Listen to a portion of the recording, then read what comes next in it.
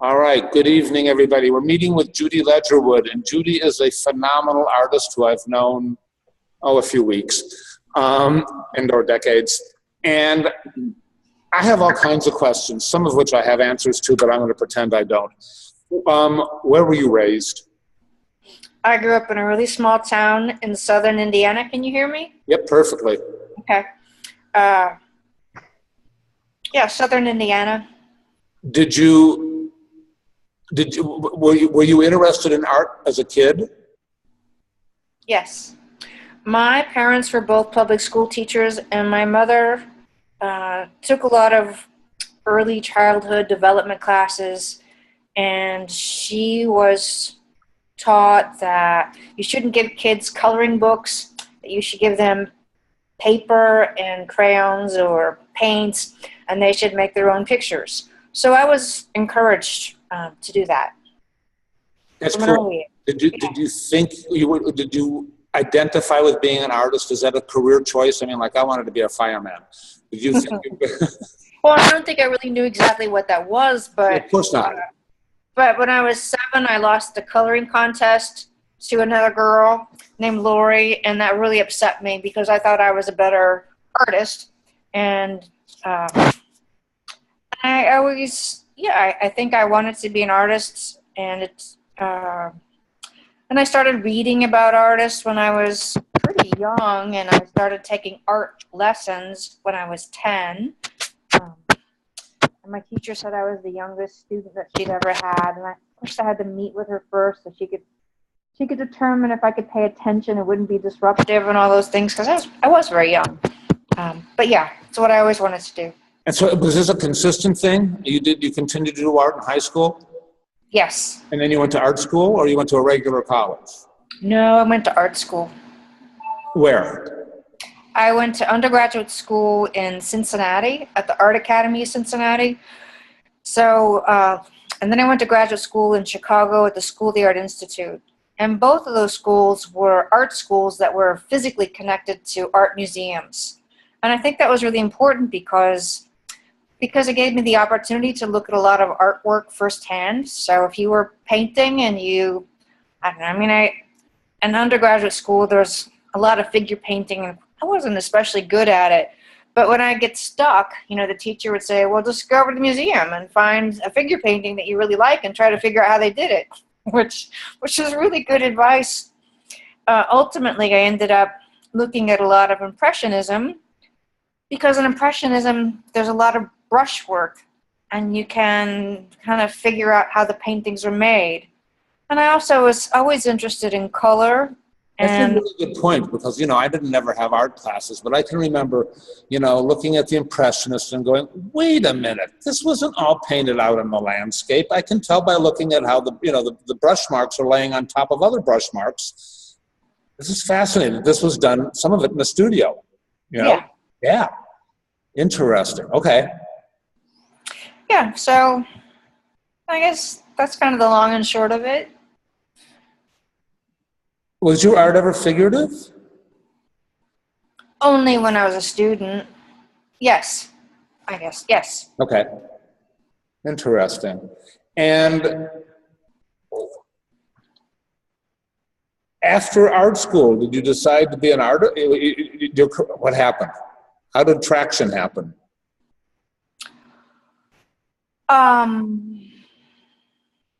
I had a job in graduate school. I was paying attention to some of the other comments.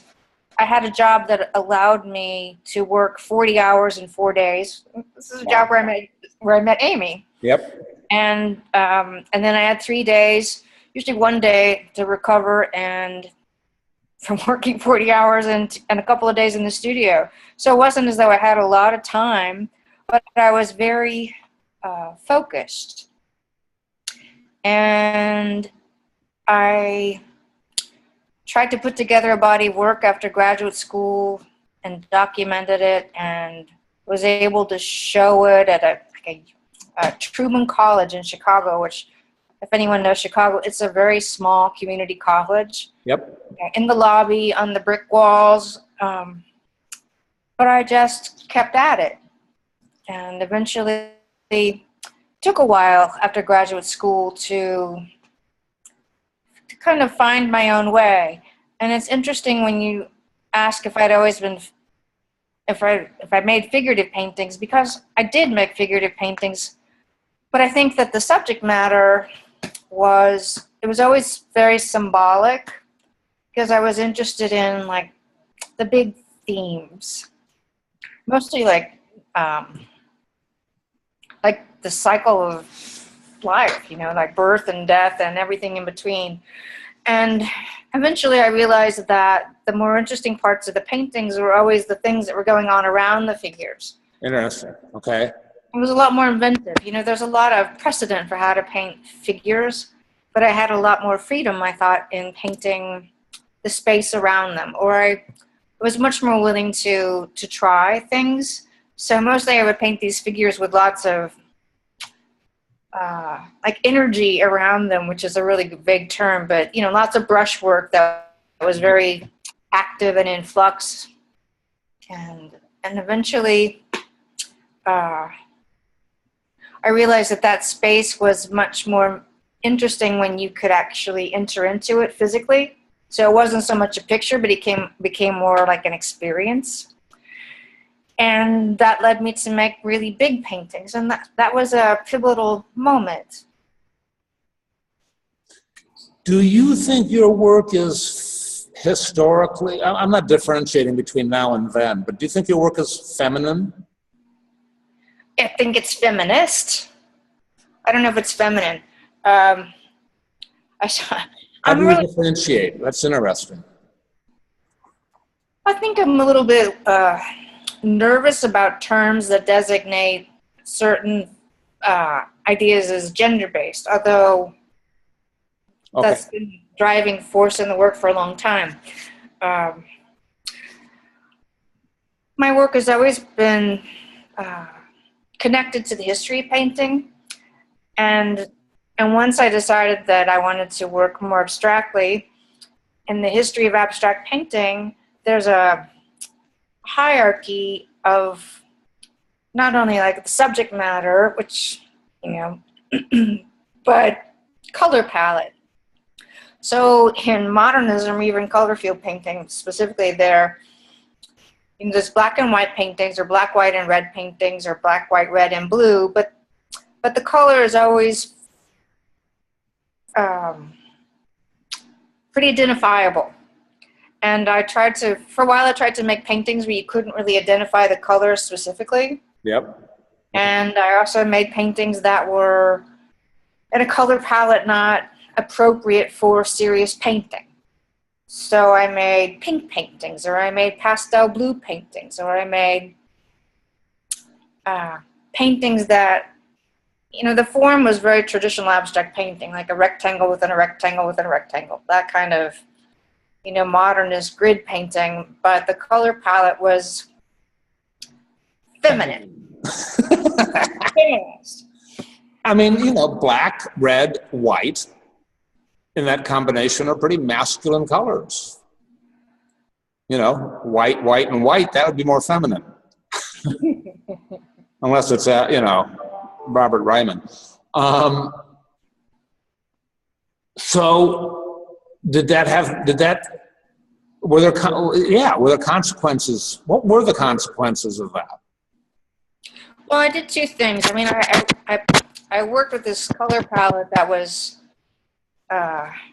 not appropriate for serious painting, like all these pastel things. And I also got really concerned with gesture in painting, or mark making, and how mark making that was aggressive or was visible. Like highly visible brushwork was considered to be masculine, and brushwork that was more muted or subdued was considered feminine. So I tried to make paintings that were powerful, but without using any of the tropes that would be denoted as masculine. So I'd make these giant paintings, you know, wall-sized paintings, with all the brushwork suppressed. So they were very atmospheric. That's exactly the word I would have used, yes. Yeah. Yeah, kind of like Whistler or Turner, but in pastel colors. It sounds hideous. I'm not saying that they weren't, but, and were there consequences? Yes. I thought that I was making work that was intended to challenge these tropes that have been very successful for artists, or that, and people found the work, the critical reception was that the work was really beautiful, and that wasn't really what I was after. I was after a critique of modernism, which excluded women primarily, and excluded certain colors and certain kinds of brushwork. And because that critical part wasn't ever, I could never get the critical part in there, then eventually the work changed. Interesting. So, okay, how?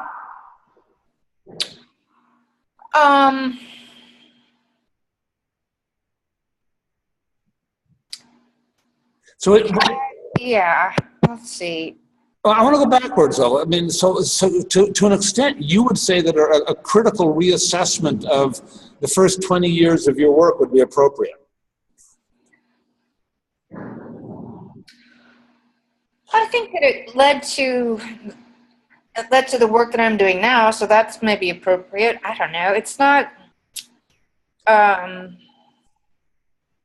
Here's a story which maybe puts it in context. Okay.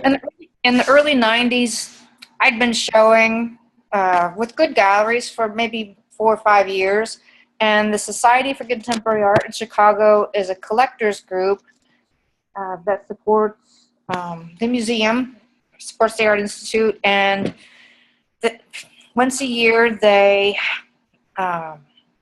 meet to make a purchase, and usually they have a group of artists, and I was part of that group. There were 5 artists. Usually there's like a group of emerging artists that's under $5,000, at least that's what the budget was then, and then there's another group of more expensive artists, and that's like more blue chip.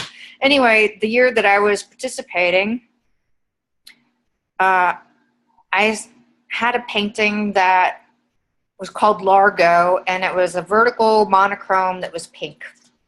And my early work was like color field painting, but also color field painting and landscape painting. So I took these 2 genres of painting that both dealt with the sublime and kind of mashed them together formally so that you would have a skyline, but it was very vague, right? So I said they're atmospheric. It wasn't specific. You could read it as a landscape if you looked at it from the top, maybe, and then you would read the bottom of it as a monochrome. Any case, when the work was presented by Charles Stuckey, who was then the director of the Art Institute, he gave this, short little blurb about who I was and about the painting, and he said, well, the only problem with this painting is that it's a pink painting made by a woman. Oh, good. Yeah, and so a couple of collectors were there who knew me and knew the work, and they were kind enough to tell me what had happened at this meeting. So after that, when they chose Kara Walker instead of me for that purchase, I decided that I needed to make an even bigger, even pinker painting. And that's the point at which I stopped making the paintings so pastel and decided to make them not pale pink, but bright pink. So, and the painting was large. The one that had been under consideration, it was 7 by 5 feet. And so I made a bigger one that was 7.5 by 12 feet, and it was as pink as I could make it. So my response was to make it, to try to be even more clear about what my intentions were. Fascinating. And so is the most recent show the first show that you've been properly understood? No, I think I've been understood pretty well for a while now. The critical reception was never that strong for the monochrome paintings, but also in the 90s there was an awful lot of monochrome painting going on. And so my work would always be lumped in with the neo-romantic painters. And eventually I decided that I had to shift the work, not only because of the critical reception, but also because, yeah, I guess it was mostly critical reception. And I had a lot of opportunities to show, and I sold lots of things in spite of the fact that they were large and awkward. You know, they were huge paintings and took up a lot of wall space. But it wasn't, I didn't want to be that kind of artist. I didn't want to be the artist who made work that people consistently referred to as beautiful. And that was kind of the end of the discussion. And then there was a long period of transitional work where I focused on the things that I thought were important to me, which I was interested in color and the way that you could use color as content. Not to describe things, but the color itself had meaning. And I was interested in light and the relationship between light and color and light's ability to kind of represent the sublime. And so I started to look for another vocabulary, another form, and that took a few years to work through those things. I looked at everything that was a form for light. So there's, traditional landscape painting. I looked at photography, but photography that was out of focus when the images become pixelated, or in video when they rack focus and, it turns into little circles. And I looked at, I made these observations when I was outside, that when you stood under a tree with sun on it, the patterns on the ground were circles, not necessarily the shape of the leaves. So it's that thing that happens with light that comes through a small hole. It makes the circular shape. And so eventually I settled on the shape of the circle, and that seemed really appropriate because the circle was certainly a form that I could work with, but also it was a form that seemed feminine. I'm going to use your term, Paul. It's feminine. Thank you. Because of its relationship to the body. Yep. And having a shape in a particular size was a way to reference the body even more directly. And then the circle, I don't know, I mean, there's all this history with the circle and feminism and, I don't know, this is really complicated and boring. I don't know about boring. It's complicated. It's interesting. Do you think you're referencing, when you look back, I mean, do you pay more attention to Helen Frankenthaler than Clifford Still? No, I don't think so. I think I paid attention to both of them. And I was interested in the difference between them, like why Clifford Still had the kind of career he did and why Frankenthaler had the kind of career that she had. Sometimes I think it's about the paintings. Most of the time I think it's about the paintings. Sometimes I think it's about the artist. I think it's more about the artist and the paintings. Always, or just with those two? Those two. I'm not prepared to go always. I don't know. I'd have to think about that. Yeah. I mean, they both had really big personalities. I mean, Clifford Still had a huge personality, and Frankenthaler, I think, was a spouse and a woman, and was defined by that to a large extent. Yeah.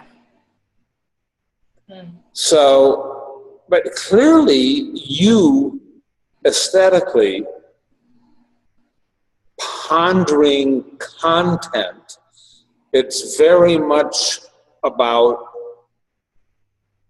your relationship with womanness, womanhood, it's not solely about the oneness of being a woman.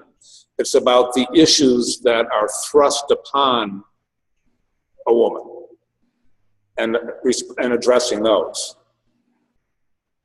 I think for me it was about the art world and the way the art world paid attention to certain things that were made by men and didn't pay attention to other things that were made by women. And so, totally true. Yeah. So I was really interested in taking all the things that the art world didn't pay attention to. Like Like in the early 90s, landscape painting was not regarded very highly.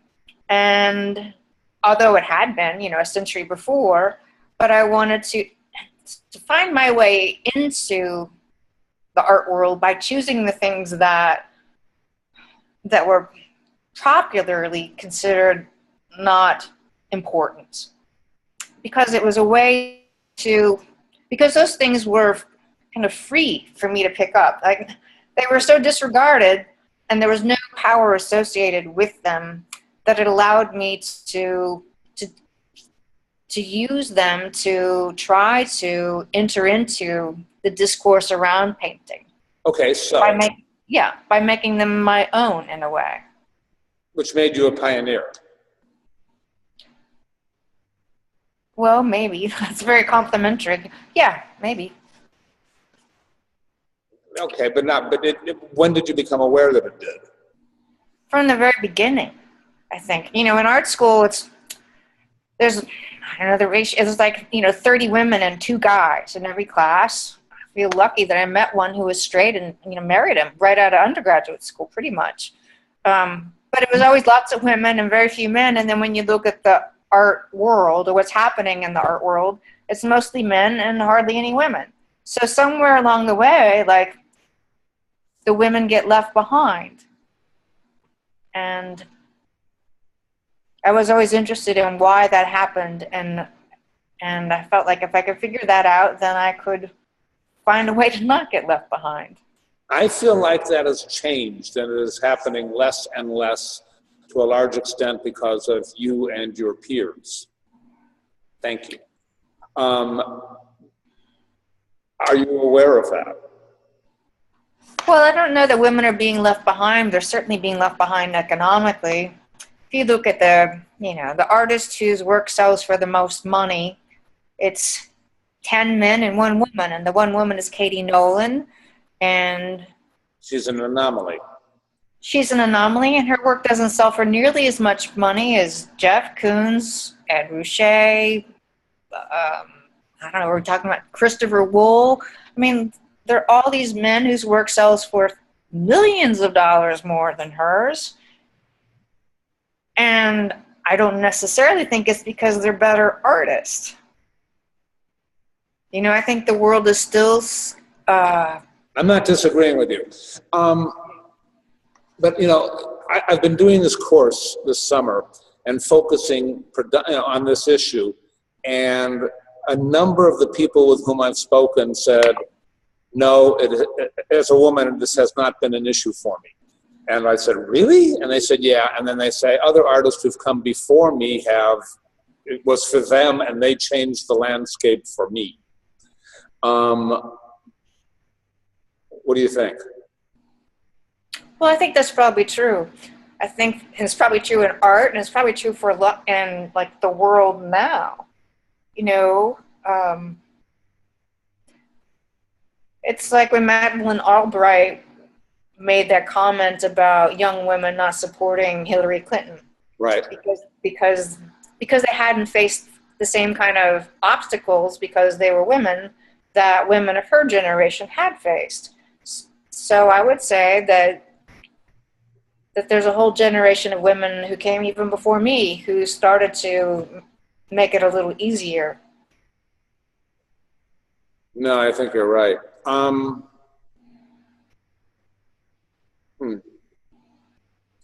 Forgot what I was going to say.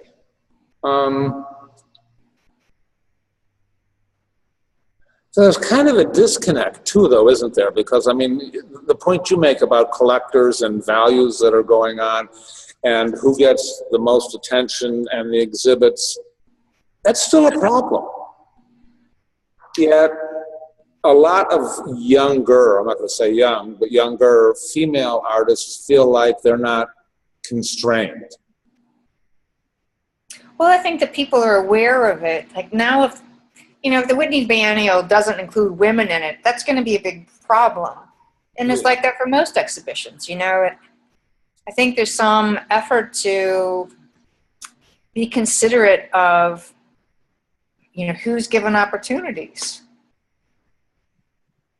There's this kind of awareness that wasn't there before. Just like I think there's an awareness about race and ethnicity that wasn't necessarily a part of our culture, a couple of decades ago. Things are changing. Do you feel like being a woman is an advantage economically, artistically, to you? No. I mean, I think the advantage is that it's made me really resolute and really determined to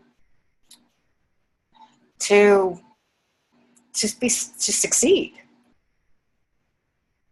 Cool. All right, let me switch gears totally. Okay. I want to talk about being married to an artist. Most artists are not married to artists.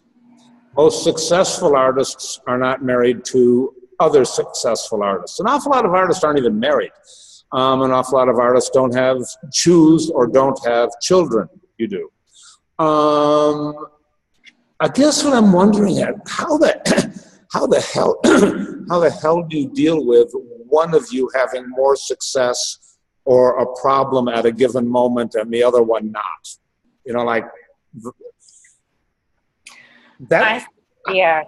I'm really blessed because we're both successful, but we weren't always. My husband kind of hit the floor running right out of graduate school. Yeah, you both have been successful and less successful and more successful again. I mean, it hasn't been a straight trajectory. Yeah, but I think we've always both worked and been artists, and I think that, I don't know, I mean, that's the thing that's the most important, right? You make your work and you just keep making your work. And we both, we've always had other jobs, and that gave us a certain freedom to do what we needed to do in the art. And I think I understand why people might not want to be married to another artist, but for me, it's been great. I mean, I can't imagine anyone else who would sympathize as deeply or who would tolerate the social requirements of being an artist except another artist. I mean, you go to a lot of events sometimes and maybe you don't feel like going, like you'd rather stay in and read a book or do something else. But it's business, and it makes it so much better to go with someone. Of course, I'd rather go with the person I love, and it's great that we can both work together. Do you go to openings with Tony and you're Mrs. Tasset, and he goes to openings with you and he's Mr. Ledgerwood, so to speak? Or yeah, sometimes, yeah. I go, and when he has his thing, and then I'm the wife of the artist. And usually people don't. I mean, they usually get my name right, so I'm not Mrs. Tasset, but I'm like the wife. I'm the spouse. I'm not the important person, and it's the same for him. And it's kind of, I think maybe it comes with maturity, or maybe it comes from love, but it's not hard. That's cool. All right, I want to open this up to questions in a moment. First I want to talk about the show you just had, which calling it Pussy Popping Power, I think, was particularly a brave thing. Did it occur to you that it was brave when you did it? It was the title, not the gallery's title, I presume. No, it was. I know. I knew that it was provocative, but I've been sick, and this spring I was really sick again for a long time. I mean, for months, and it took them a long time to figure out what's wrong with me. But and I had the show coming up, so I was in a big panic because I hadn't finished the show, and it was coming up in May, and so whenever I would have time to be in the studio, it made me really resolute. I felt like I wanted to make the paintings that I needed to make, and I pushed myself to be really explicit in my intentions, and to try to make them aggressive, but also joyful, because I was just so glad to be in the studio, having spent so much time being sick. And when it came time to choose a title for the show, I kind of felt I felt exhilarated in a way. And also the work was very overtly an homage to like all these, this vocabulary that comes out of feminism. But feminism just in really symbolic shapes, you know, the shape that I call the seed shape, or sometimes I call it a lady shape, but it's, you know, it's like a pussy shape. I don't know what else to call it. And then lots of circles, and then this cluster of circles that makes a flower. Flowers have also been associated with women for a long time, but it's also this portal shape. So there are all these, the vocabulary of the show is very much about my identity as a woman, and about making paintings that had that identity, both in the symbolic forms and then also the form of the painting itself. Which is this kind of hanging form that looks like something pinned up, like a tapestry or a quilt. And those things are kind of autobiographical to me, and those are also art forms that are not regarded as highly as, you know, painting. True. So I needed that form, and I had this idea for the title, which I really liked because of the alliteration, and I wrote, you know, kind of loose press release and sent it to the gallery and said, you know, I really like this title, but what do you think? Can I do it? And the people I work with in New York, you know, the gallery is run by Tracy Williams and her staff. It's all women. And there was some nervousness and a lot of giggling and a lot of passing things back and forth. And then they just said, you know what, I think this is a good moment to embrace the feminism in your work. Let's just do it. So we did. I think it's totally correct and true. Now I need to ask you a tacky question. Did that convert into good sales? No. That exhibition, I got the best press I've ever had. It's done. You know, Hyperallergic and the New York Times and the New Yorker. And, you know, it wasn't just that they were good reviews, they were great. I mean, really great. And when you look at the New York Times and you read all the reviews that come out, you know, they were good, and mine was great. I mean, it just seemed, I couldn't ask for anything more in terms of the critical response to the work. But I didn't sell a single painting. Nothing. And it was kind of important to me to sell, not just because I wanted to sell, which I do, of course, but Tracy Williams is someone I've worked with since 2005, and she used to work for David Zwirner. Before that, she worked for Christie's, and she you know, she runs the gallery on her own without a backer, and there've been lots of moments when she struggled and lots of people who wanted to back the gallery. But when people pay to support your business, they want to have a say in it, and she never wanted to share that with anyone. And I knew that things had been going badly for the gallery in terms of sales for a while, and I'd already postponed the show once, and Tracy said, well, Judy, it's really important to me that you have this show this year because I always do really well with your work and I really could use the sales. And I said, okay, I'm going to make it happen. I'll get it done. We'll do it in May. Anyway, Tracy's closing, and my show was the last show. She did a group show that was up for 2 weeks after that while her lease ran out. And that's kind of the end of it. She's going to do private dealing. Yeah, I saw that, but I'm surprised the show didn't. I thought the show I didn't see the show physically, but I saw all the images. I thought it was amazing. Yeah, thanks. I mean, often with my work, it takes people a little while to catch up to the work. I think it's certainly true with good art. Yeah, well, I hadn't shown in New York for a while, and it's not that the forms were different, but the painting style was a little bit different, and they were more... No, there's plenty of newness in there, but I don't know, I thought it was really fabulous. Thanks. Let's open this up for some questions. Who's got comments, questions? I don't see any hands. Somebody put up a hand, or I'm going to call on people. Dun, dun, dun, dun. Karen, you're first. Take it away. You said there were no sales, and I'm not familiar with your earlier work that much other than what I could just find on, Google search, but Were they just offended by the title? They just couldn't get over that, or the affronting? What do you think?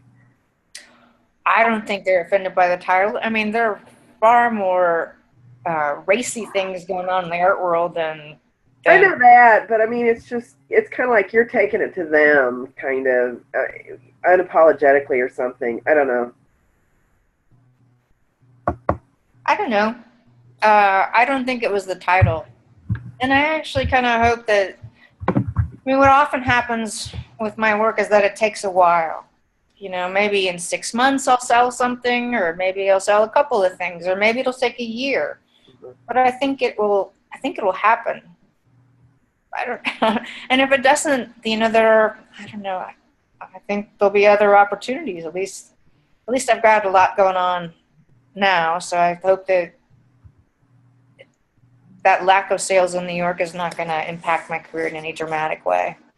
I don't see how. I see all these other things that you're talking about being way much more significant, and having, getting you into a proper historical perspective, and appreciating the contribution and the groundbreaking that you've done and continue to do, and the paintings continue to be like a plow. That's a fairly masculine term. But, I think accomplishing, doing that, I'm not too concerned about it.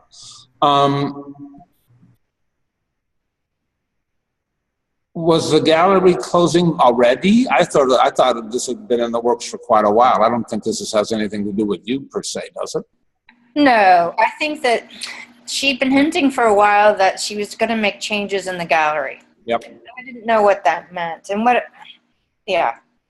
thought she started talking about doing pop-up shows, but I thought that was in addition to having a gallery. I didn't realize that it meant closing the gallery. But, she used to be in Chelsea, and she moved to the Lower East Side, and it's a different neighborhood. And I expected that it would be less expensive, but she said that it was more expensive to have this gallery on the Lower East Side than it was having the gallery in Chelsea, where there's many more galleries. So maybe it was in the works for a long time. She just didn't want to tell me because she didn't want to spook me before my show. That would be likely. I've had enough conversations with Kristen Dodge and other gallerists to realize that there's a lot, to be a really solid gallerist takes a lot more purity than frequently one can muster. I think it takes a lot more cash. I look at it, when you walk, there's all the big galleries like Gagosian or Matthew Marks or Paula Cooper, they have multiple venues. They have like 3 galleries. Maybe they have 2 in Chelsea and 1 on the Lower East Side, or maybe they have 1 in Chelsea, 1 on the Lower East Side, and 1 uptown. They're these real estate moguls, and the art business has changed so much lately. It's not just gallery exhibitions, which hardly anyone visits anymore. People look at shows online; they don't actually go to the gallery. So there's this enormous overhead for rent and insurance and the staff, and most of the business seems to happen at art fairs, which are also hugely expensive. And it takes a lot of energy to pack up what's in essence a group show and put it up repeatedly over like 3 days or 4 days in some other city and in some site that you really don't have much control over. Totally true. Mocha, go ahead and ask. What do you have? Yes, I was wondering, Judy, if you associate with the P&D movement of pattern and decoration, and if you feel there's been a resurgence of that, or that it's still marginalized, and where you situate yourself relative to that. I think about P&D painting. My work certainly makes reference to that work, but I think that my work is probably closer to modernist painting. When I talked about the grid in my work earlier, I'm just very interested. I guess I'm kind of a formalist, and I'm interested in the way that form can convey content. So my earlier paintings were always based on this grid structure that was derived from the edge of the format.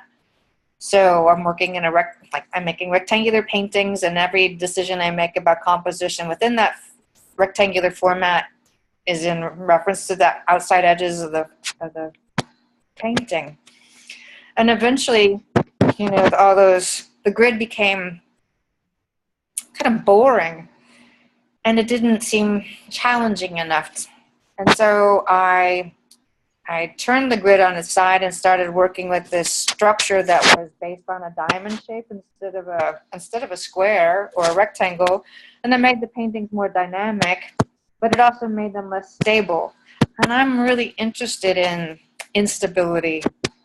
I'm interested in instability formally because I think it's more exciting because the paintings are static, but I'm also interested in instability because it seems like a more appropriate form for what's going on in the world right now. I mean, it seems like, well, both in my personal life, although I have a really stable life, I have a regular job and I've been in a marriage for a long time, there are all these other things that are not very stable and they're not within your control, like, you know, like things that happen with your family or your health or all those things that make life what it is, you know, the things that are unpredictable, those are very unstable, as well as what's going on in the world, which seems incredibly unstable right now.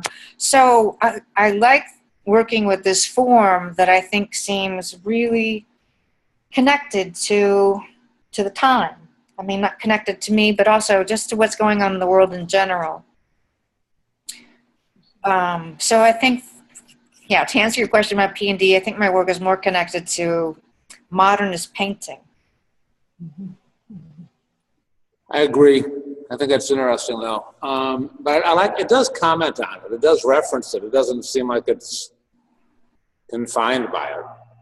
No, and I think it's P&D is one of those movements like landscape painting that hasn't been very highly regarded, or op art. That's my other favorite. I mean, I love op art because of the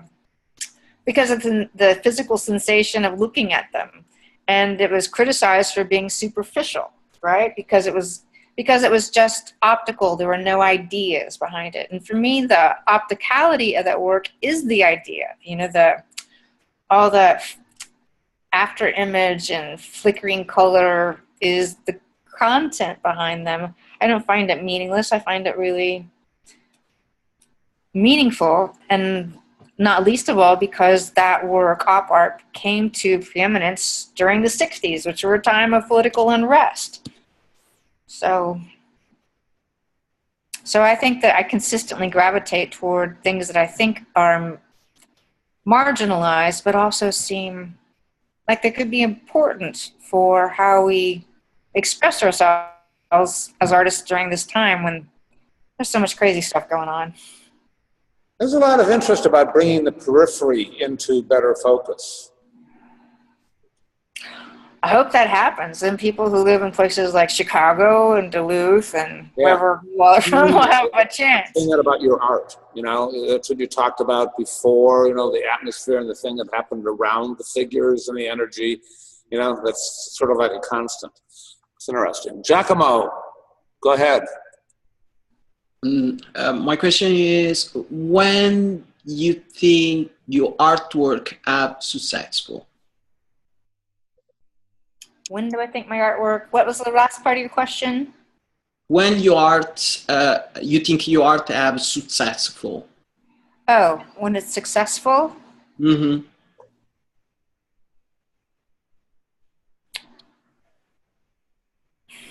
That's a hard question. It's, when is it successful?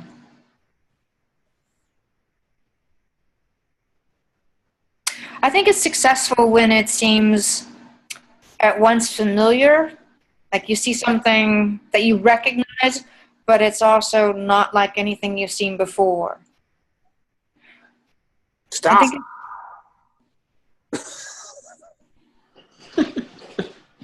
Very great.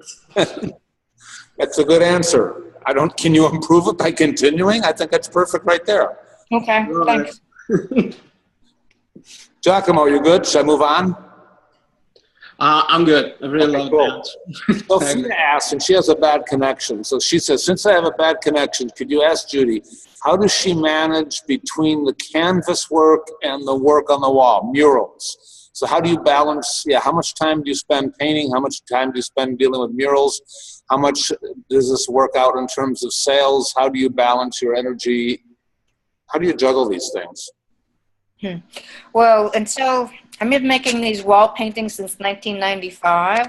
Not very often, but just whenever I had opportunity, because I'm interested in the relationship between architecture and painting. And usually, architecture is considered the most important art, and painting is secondary because the paintings become like a decoration or accessory to the architecture, and I hate that.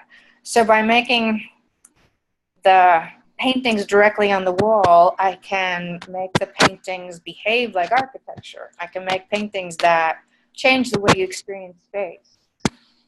But, there's not very many people who want to have their walls painted. So, for years I just did them as I had opportunities. And it wasn't until the Graham Foundation project, which was 2 years ago now, that finally people seem to kind of get it. I don't know what happened with that work, but maybe it was because, it's site-specific, and maybe it's because the Graham Foundation is just really highly regarded, or maybe that was an especially good work. I don't know. I think all of my work is good. Anyway, after that project, then I started to get opportunities to do private commissions. And I treat a private commission like I would anything else. It's an opportunity to make your work, and I try to just do what I can. If I have an opportunity to make a wall painting, I make the wall painting. If I have a show, that requires like making work over a longer period of time and kind of building up to something.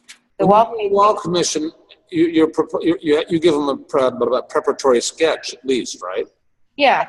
How beholden are you to stick to that? Not very. I make a work on paper, and it's like a color palette and some indication of what the shapes will be. Yep. But there's a big difference between a 22 by 30 work on paper and an environmental painting.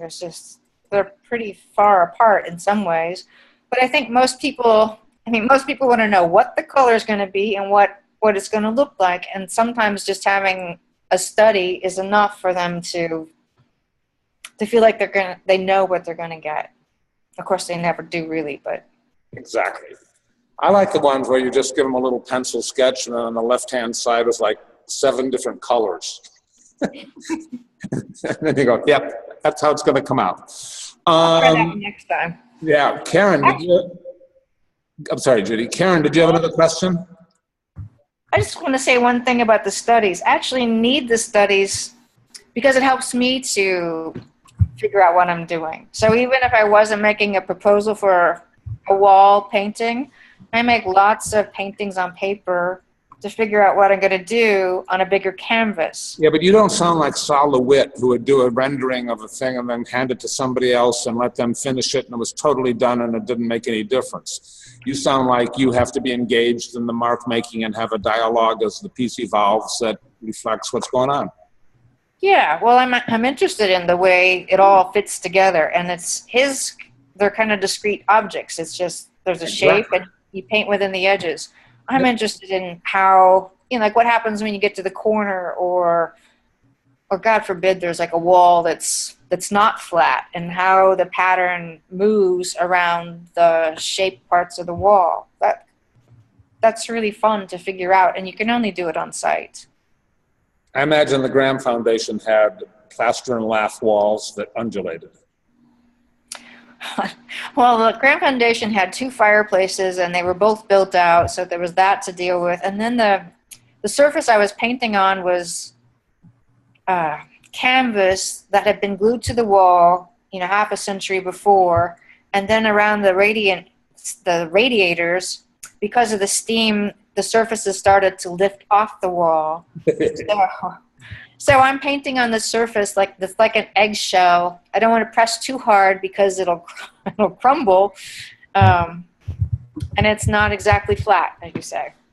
Yeah, fascinating. Karen, do you want to go ahead? Did you have something? No. Okay, cool. Heather, go ahead. Hey, Judy, thanks for being here. I did see the work at the Graham Foundation a few years ago, and I was blown away by it. And I think you're saying, well, you didn't know why it was successful. For me, it was successful because it was a little bit like the works that are on the wall that are kind of sag like a fabric. And so the ones I saw in the Graham Foundation, they looked richly traditional, like flock wallpaper in a very old way. But then there's that little, like a little snap of when you realize it's not that and it's something else, but it's still rich and vibrant, but it's got the little drips or the, you know, it's contemporary. And I was just looking up just now and I saw the cloths on the wall.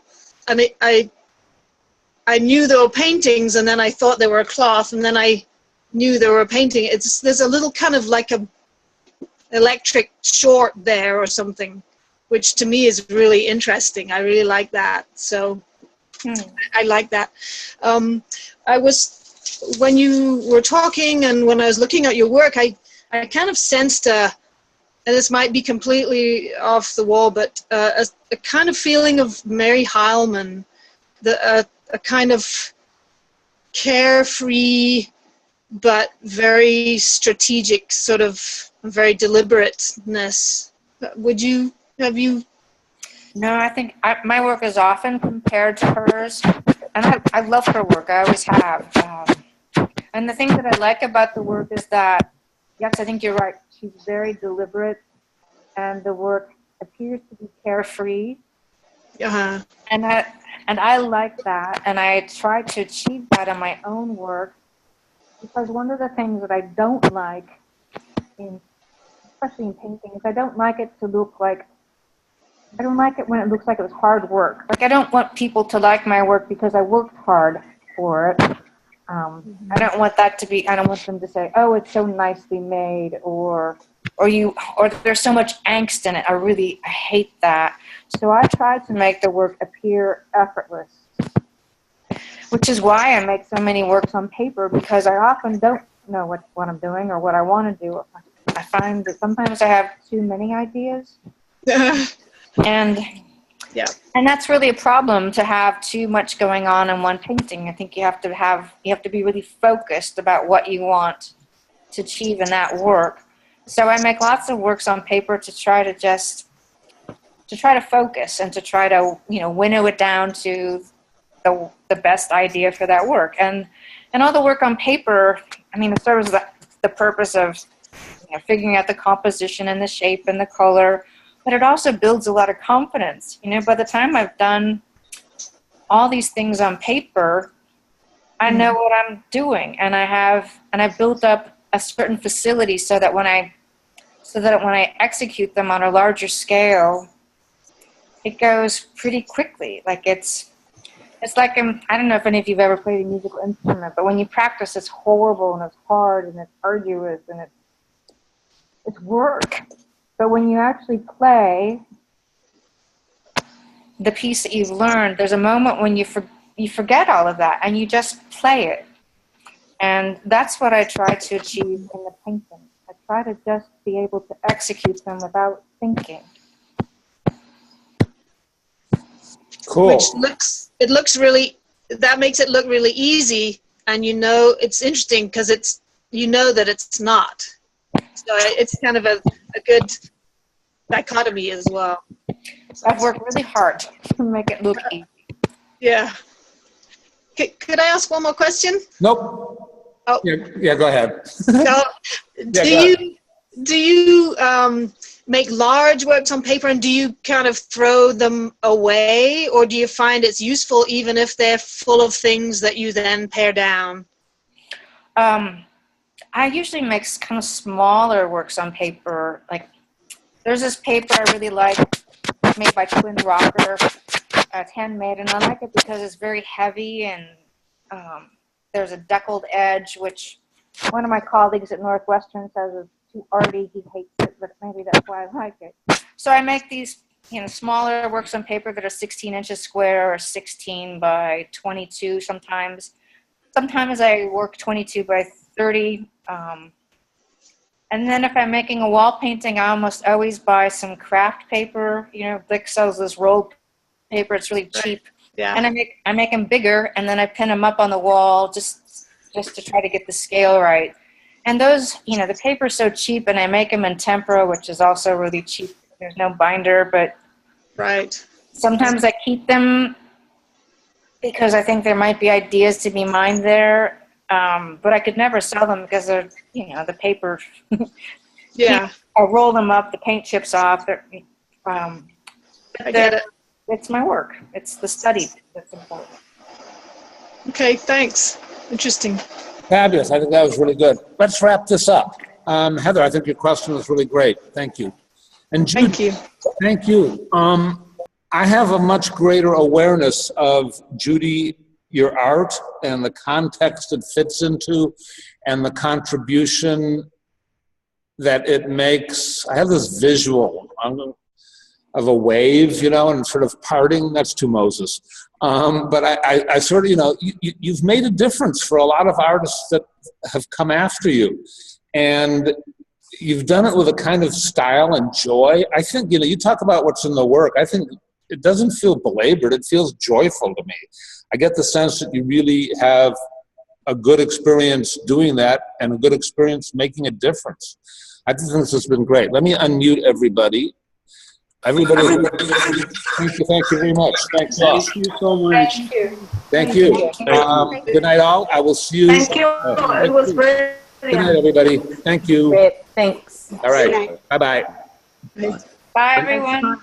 Thank you, Judy. Bye-bye. You're welcome.